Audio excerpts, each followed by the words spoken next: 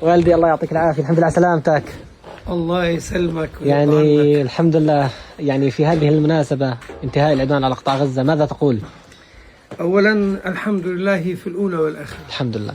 ثانيا رحم الله الشهداء وشفى الله الجرحى، وهنيئا لأهل غزة هذا الصبر وهذا الثبات وهذه العزيمة وهذا الجهاد والرباط المتواصل.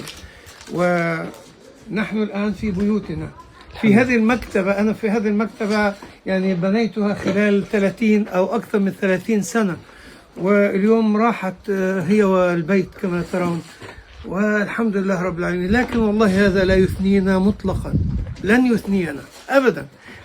سنعمر البيوت من جديد، سنعمر المكتبة من جديد، وسنواصل الكفاح والجهاد والرباط إلى أن نصلي معا في القدس في المسجد الأقصى محررا عزيزا إن شاء الله. إن شاء الله. هذه عقيدتنا، لا نستسلم ولا نتراجع، وسنظل ونثق بأن الله معنا، ونرى معية الله سبحانه وتعالى في كل جوانب حياتنا، والحمد لله رب العالمين. الحمد لله رب العالمين.